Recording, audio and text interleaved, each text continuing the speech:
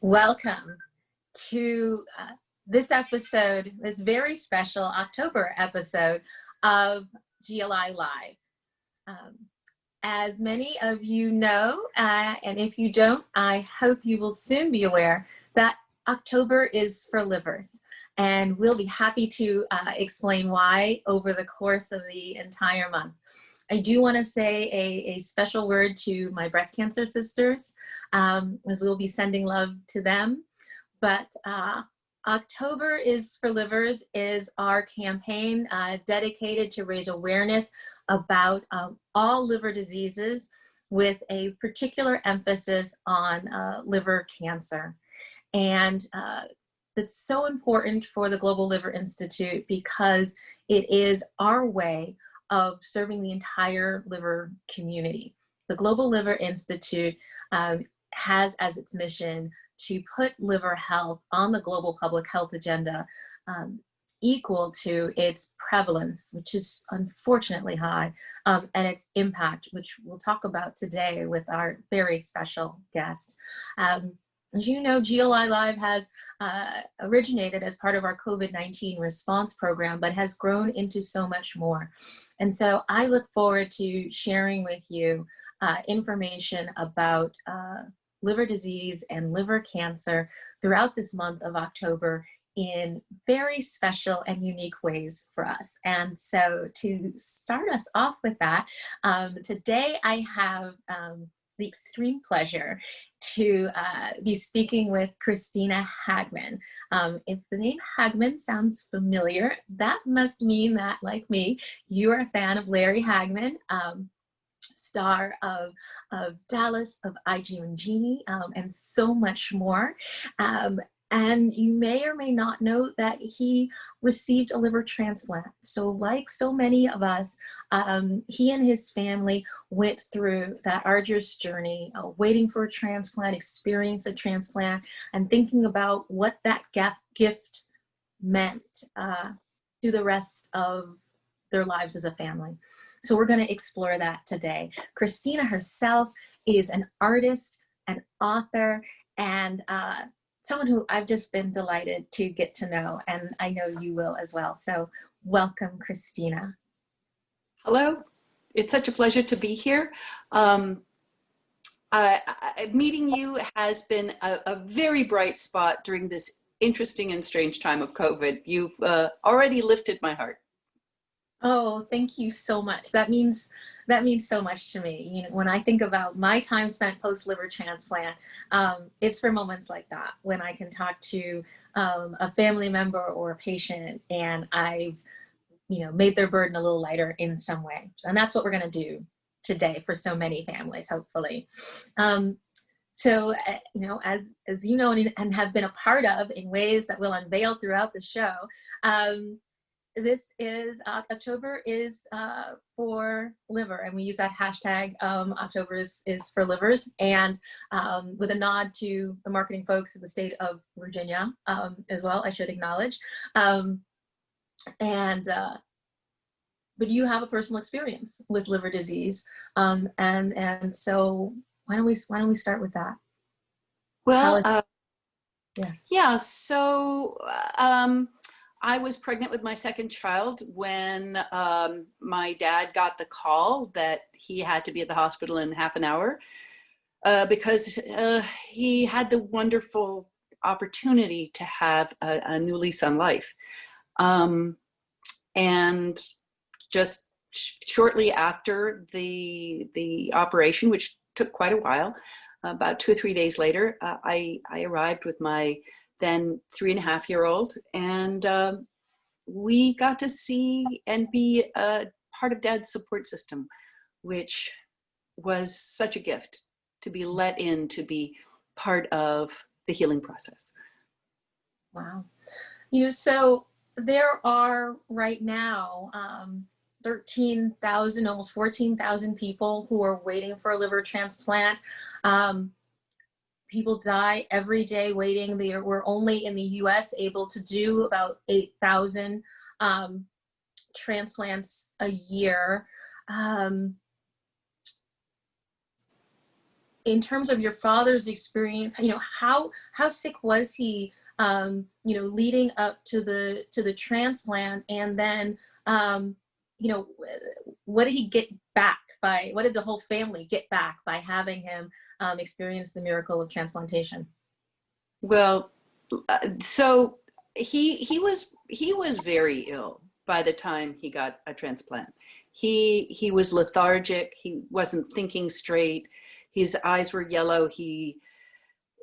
At one point he didn't even want to have a liver transplant, and fortunately his doctor got him together with another transplant recipient, Dallas Taylor, who was with the band Crosby, Stills and Nash, and he talked my dad through it. He brought my dad up to a place where he could embrace this amazing opportunity and this new chance at life.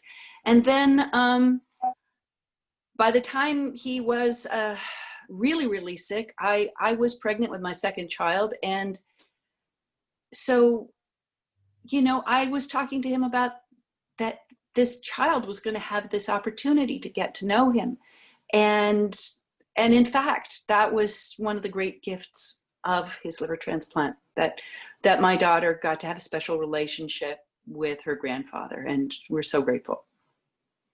He brought so much life and love and to all of us, and so I'm personally grateful that he had those extra years, quite selfishly. It also, inspired me as a transplant recipient to know of another recipient who was, kept living.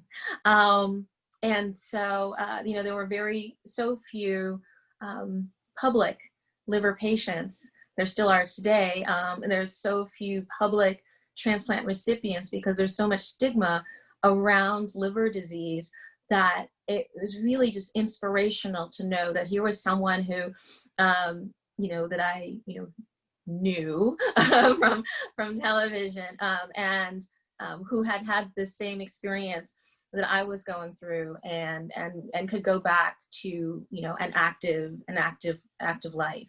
And so thank you for that. Let's talk about some of the myths of transplantation. I really I'm so glad that you had the opportunity to explain how just like me and so many of us waiting, how sick he was, the jaundice, the hepatic encephalopathy, he was really, transplantation is a life-saving procedure.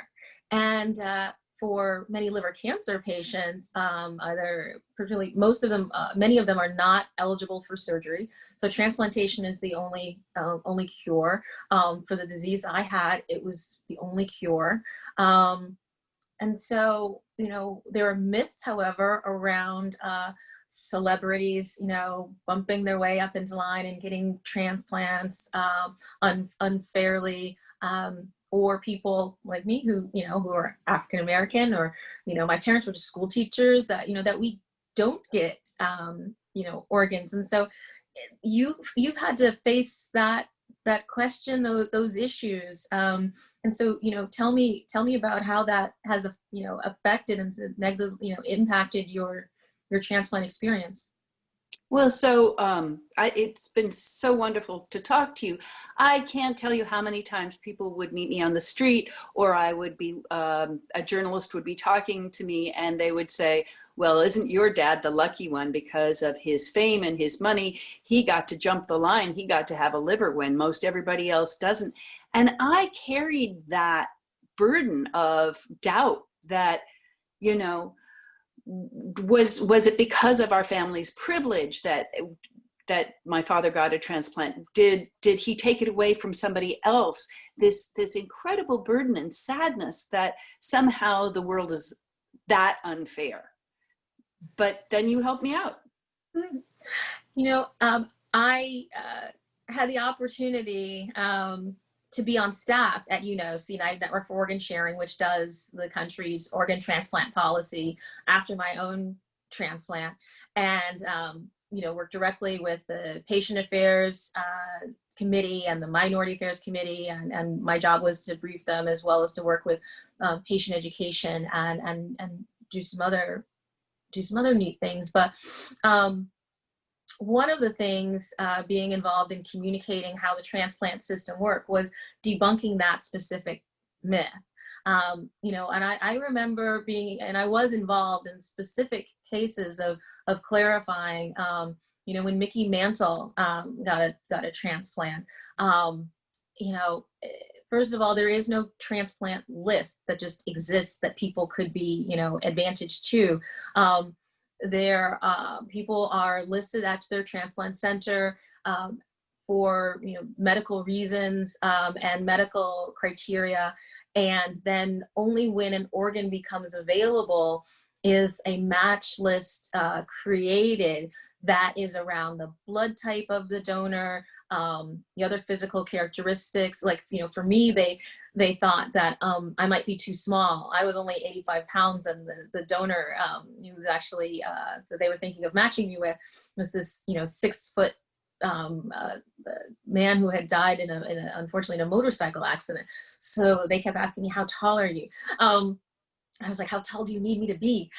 So it's medical, physical criteria, blood type, and severity of illness that matter. And then the idea of region and how close to where the liver became available is the patient, because the liver can only survive outside the body for a few hours. And so, talking through cases like, Mickey Mantle or Steve Jobs, or even when Walter Payton couldn't hang on long enough to get a liver transplant, where they thought that there had been discrimination in that case because he was African American.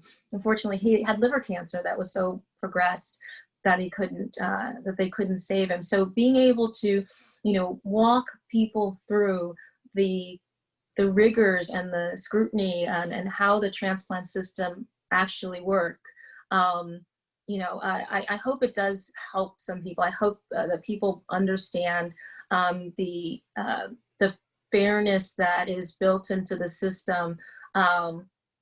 There are advantages, of course, to people having health insurance. There are advantages to certain policies where some people list at multiple centers. There are, advantages to, having a strong family network.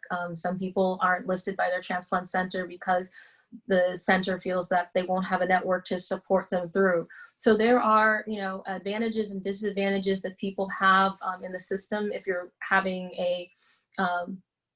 trying to attract a living donor transplant, then, having a broad network, and there have been patients who've, put up billboards, but there are also those who just asked their entire church group and gotten a living donor. So there are advantages and disadvantages that individuals have, but being a celebrity is not one of them. And you can't, game the system in that way. And I'm so glad to be able to let your family know that truth and debunk that myth. Great. So the other myths that comes about is that people feel that if they sign up to be an organ donor, they put the that insignia on their license when they go to the DMV or sign an organ donor card, that they won't get care. And so that is another untruth, and you've had people talk to you about that fear as well. I was telling you about how I was signing up for a joint checking account with somebody that I was going to business with.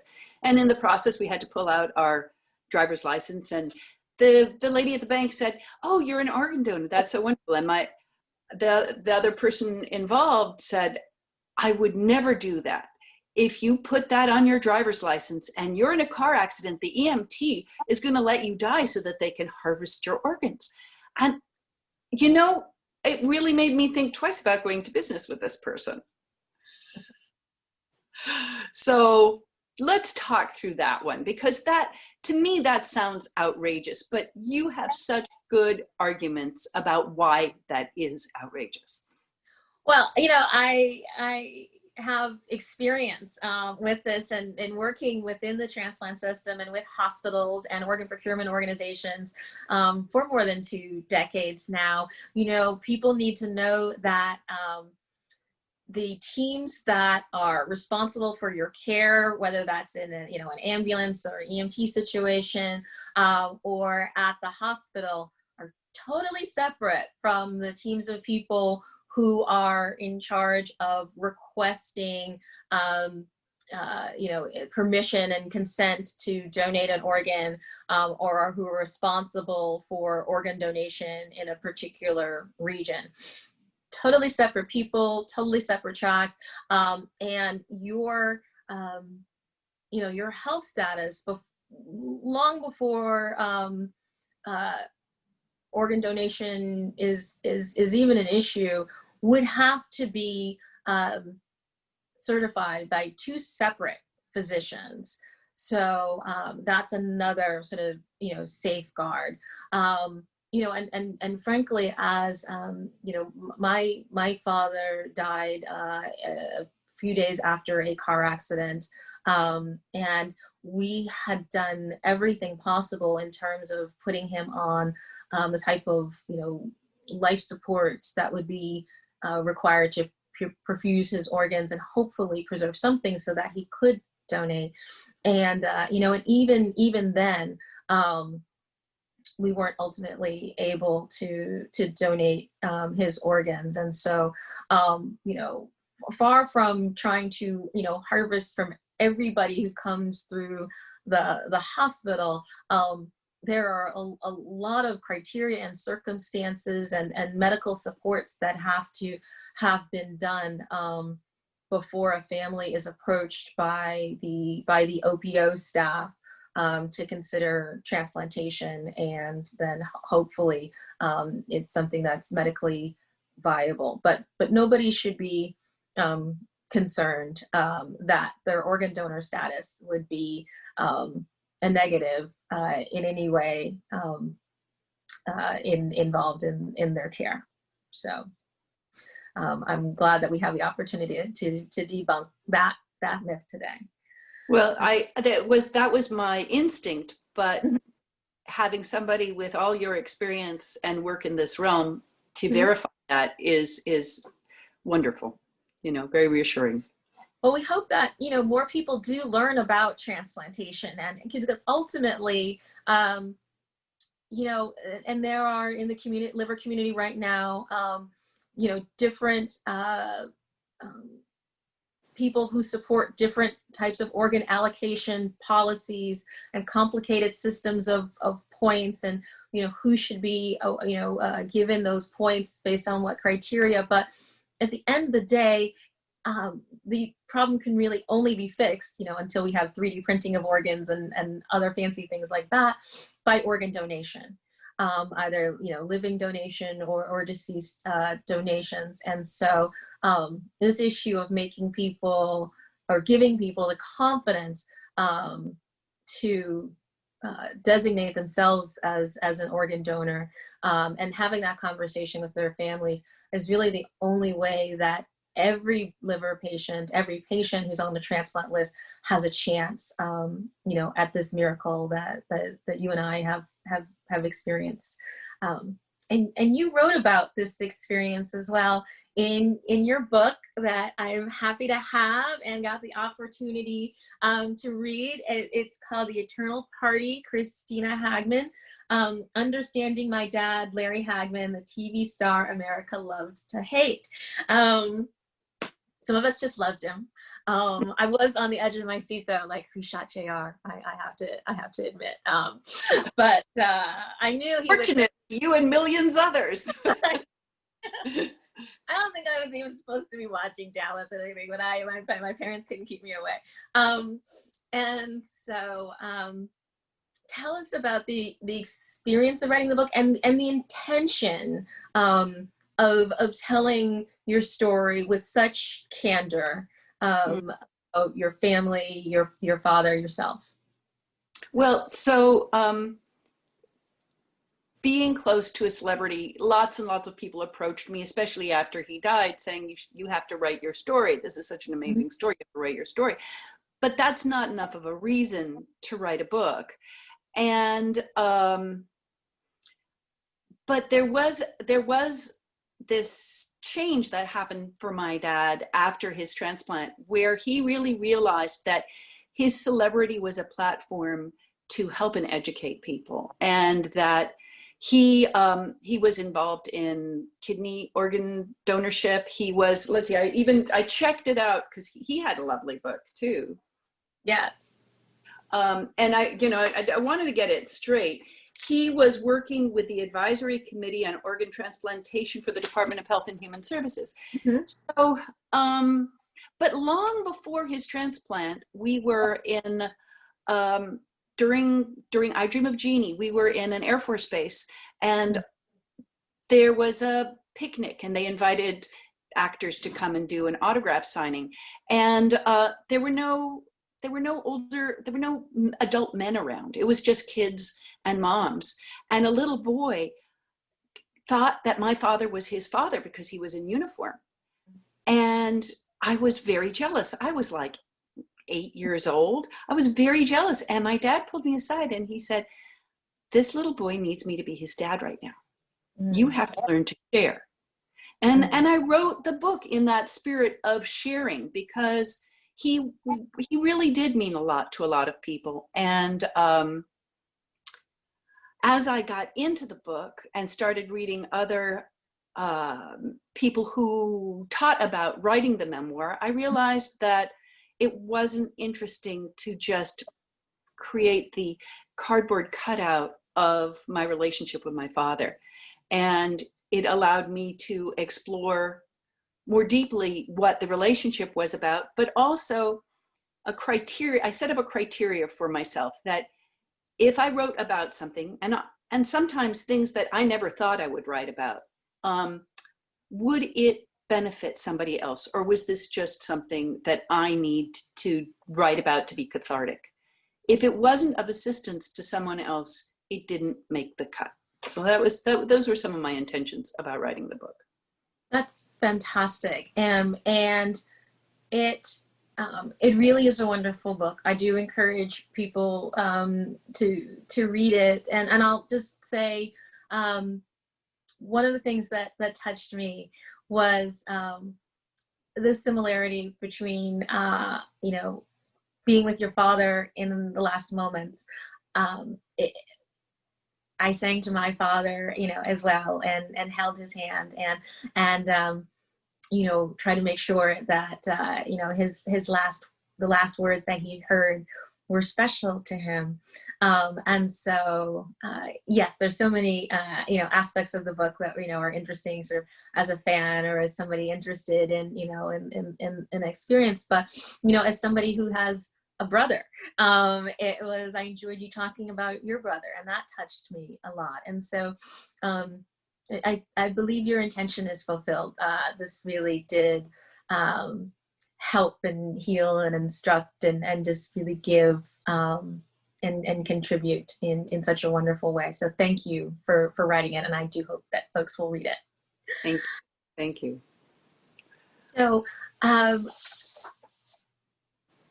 one of the things that is also so exciting, not only are you an author, but you're an artist, and you have been working with us, working with the Global Liver Institute for the past little while here, to design a t-shirt, a special t-shirt for us for our October liver cancer campaign. But before we unveil it, would you just like to talk a little bit about the moment or the feeling that you hope to convey with this very special t-shirt art that you co-created with us? Well, when I first was introduced to you, I had no idea that I'd have this fascinating assignment, to design a t-shirt. Designing a t-shirt is a very graphic experience. It's different than painting or printmaking that I do. I'm not a graphic artist per se, but we started brainstorming about the idea. And you did tell a story about somebody who was a person of color that said, you know, we don't get transplants. And you did a good debunking of that. And so I felt like that a graphic that would be poignant would be very simple. It had to be sort of black and white. And in that, we created working with your team, I certainly didn't do it alone, making the silhouette of a person that is neither black nor white, nor male nor female, and cradling the liver. Like when I was with my dad just before his transplant, I was holding a baby inside of me, you know, and he had to take care of and foster this new liver in his body, and I was, you know, taking good care of a baby inside my body. So the image came about you know, taking good care of that liver and honoring it, and close to your heart, you know. So that's how the design came about. I loved the process. I loved talking with you and hearing that and seeing that resonate. And so I believe we have. We can unveil, we have a photo of that. Yes, here it is. It's incorporated. Our liver cancer won't wait. Liver cancer certainly won't wait until COVID is over. It won't wait for people to, you know, figure out that it needs to be diagnosed. There's so many reasons that liver cancer won't wait that we'll talk about over the course of this month. But I was just touched when I saw it. I just thought it was so beautiful, and yes, having sort of taken care of my own liver baby over these past 26 years as of Tuesday, I think it'll resonate with a lot of people, and I do look forward to featuring people wearing it on Instagram and others. And so this will be available later this month, and we can come back to the screen. So Kristina, thank you for this conversation. Thank you for this gift of art, and really a piece of yourself and your story and your family's story. So thank you for being with me today. And before we go, before my producer closes me out, I will tell all of our listeners, watchers, a little bit more about what they can expect over the course of this month of October. So October is for livers, as we've said. I'm going to keep saying it until it's just buzzing around in everybody's head. And we have a calendar that's available on the globalliver.org website that gives all the different ways that people can participate or be part of this experience. There is something for everyone. There is a proclamation for that organizations around the world have made, as we all strive to fight the fact that liver cancer has one of the lowest survival rates of any cancer, below 25% in every country except for South Korea. In the US, it's below 20%. And so we want to see at least a doubling of that rate with all the new options that we have in liver cancer treatment and in liver treatments. So you can see that global cancer map. And then later this month, in case like this Facebook Live wasn't just everything, and you're like, the done for the month, October 1st, that was great. Conversation with Kristina Hagman, I'm good. There will be more surprises, more fun on each week on GLI Live. Kristina's fantastic T-shirt will be available. We also have an exciting live, a virtual auction. Nothing's live really, except for this. A virtual auction will also start later in October. And so for those of you who enjoyed our conversation with our Hamilton cast members, stay tuned for some of those auction items. But I just really want to thank Kristina for getting us off to the best start possible. And I hope that we can be friends, and I look forward to talking with you more. And, Me too. Excellent. Until next time, everyone. October is for livers. This is Donna Cryer.